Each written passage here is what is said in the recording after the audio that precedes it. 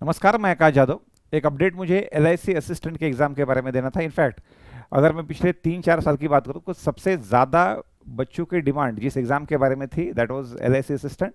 इसके पहले भी इनफैक्ट एसबीआई क्लरिकल के लिए होती है, एसबीआई पीओ के लिए होती है, बट वो एग्जामिनेशन हर साल जो है, लगभग हर साल एसबीआई पीओ की एग्ज़ाम हो, एसबीआई असिस्टेंट के एग्ज़ाम हो, आईबीपीएस का कैलेंडर हो, हर साल कोई ना कोई एग्ज़ाम मिलती है। बट स्टूडेंट के लिए इस वाली एग्ज़ाम ने काफ़ी ज़्यादा बच्चों को वेट कराया है। 2019 में इसके पहले एलआईसी असिस्टेंट की वैकेंसीज आई थी। उसके बाद में ये यही साल होगा 2023 या 2024 जब एलआईसी असिस्टेंट की वैकेंसीज हमें देखने को मिल सकती है। बीच में एलआईसी ने वैकेंसीज नहीं उतनी रिक्रूट की। रीज़न, नंबर ऑफ ब्रांचेस खोलने में एलआईसी के लिमिटेशन है एज कम्पेयर टू बैंक के केस में नंबर ऑफ ब्रांचेस काफ़ी जल्दी से बढ़ सकते हैं, बट एलआईसी के केस में वो लिमिटेशन आता है। सो उस वजह से, बट साथ ही साथ जितने भी एलआईसी के एम्प्लॉई यूनियन के लोग थे उनका ये मानना था कि पिछले 2-3 सालों से और आगे आने वाले 3-4 सालों तक एलआईसी में मास रिटायरमेंट होने वाला है। उस वजह से एलआईसी की वैकेंसीज आ सकती है। इनफैक्ट स्टूडेंट भी, इनफैक्ट अपने चैनल पे एक स्टूडेंट है आयुष सिंह करके, राजस्थान से है। उनका पिछले 3 या 4 सालों से एक ही क्वेश्चन में झेल रहा हूँ, that question is LIC assistant का नोटिफिकेशन कब आएगा। इनफैक्ट ये वीडियो भी मैं आयुष सिंह को ही डेडिकेट करता हूँ, क्योंकि पिछले 3-4 सालों से लगातार एक ही क्वेश्चन वो पूछते रहे एलआईसी असिस्टेंट के बारे में। सो एलआईसी असिस्टेंट के बारे में एक अपडेट मुझे मिला है। जो स्टूडेंट 2021, 2022 या 2023 से पढ़ाई कर रहे हैं, उन स्टूडेंट को इस जॉब का इंपॉर्टेंस नहीं पता होगा जितना जो स्टूडेंट ने 2018, 19 और 20 में तैयारी की। क्योंकि जिन स्टूडेंट ने 2018, 19, 20 में तैयारी की, उन स्टूडेंट के काफ़ी फ्रेंड्स एलआईसी में ज्वाइंड है और अलग अलग बेनिफिट्स वो, या जॉब का कल्चर देखिए, या जिसे मैं हैप्पीनेस इंडेक्स कहता हूँ कि बैंक जॉब में सबसे अच्छा हैप्पीनेस इंडेक्स बच्चों का आरबीआई में है, उसके साथ ही साथ न्यू इंडिया में है, एलआईसी में है। सो हैप्पीनेस इंडेक्स एलआईसी का कंपेयर टू बैंक वो ज़्यादा लगता है।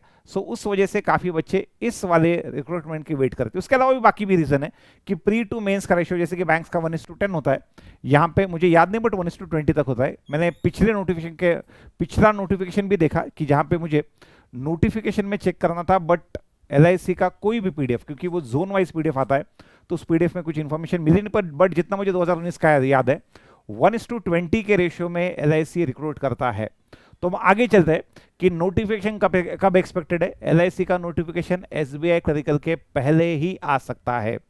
प्री एग्जाम, मैंने एक वीडियो आपको वीडियो में बताया था कि प्री एग्जामिनेशन एसबीआई की हो जाएगी जनवरी में, बट ये वाली प्री एग्जामिनेशन से पहले, मतलब दिसंबर के एंड में अलग अलग शिफ्ट में हो सकती है। बट इसका मेंस, एसबीआई क्लर्क का मेंस और ये मेंस 1 बाय 1, मतलब एसबीआई का क्लरिकल मेंस शायद मैंने 18 फेब बोला है, तो ये 17, 16 या 19, 20। सो दोनों के मेंस 1 बाय 1 होने के चांसेस ज़्यादा है। वैकेंसीज के बारे में नहीं बता सकते, but last year number of vacancies 8,000 थी।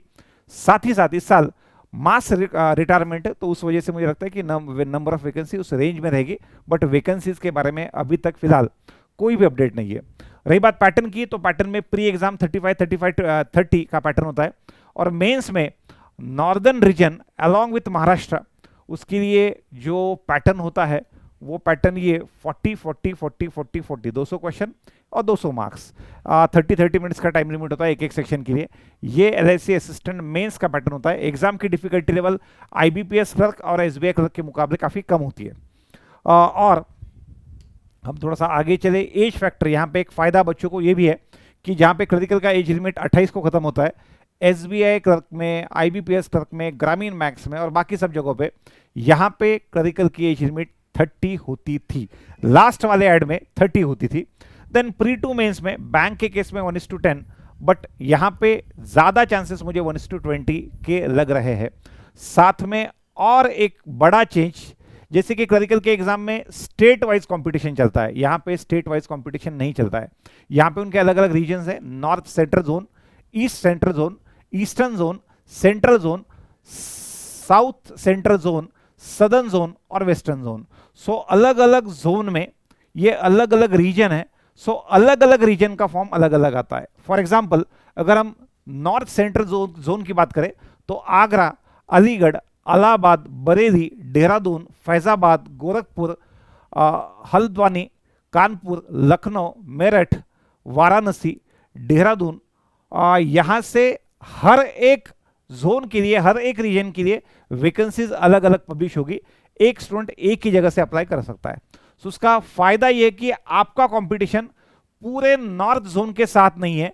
जिन्होंने अलीगढ़ के लिए अप्लाई किया है उन स्टूडेंट का कंपटीशन अलीगढ़ के स्टूडेंट के साथ ही है। ये एक फायदा बच्चों को है। Then most awaited recruitment generally 3-4 सालों में एक बार आता है। अगर जिन स्टूडेंट ने 2021 में 2022 में तैयारी की है, जिनका सिलेक्शन तुरंत हुआ है, ऐसे स्टूडेंट के लिए ये वाली अपॉर्चुनिटी मिली नहीं। बट आपके लिए अगर आपने 2022 में, 2021 में, 2023 में स्टार्ट किया है तो एक बड़ी अपॉर्चुनिटी आपके पास में, और नंबर ऑफ डेज काफ़ी कम है।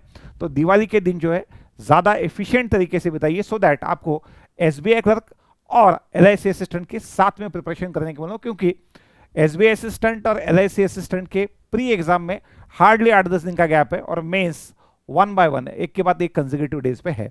सो एक अच्छा चांस आपके लिए एलआईसी असिस्टेंट के लिए है।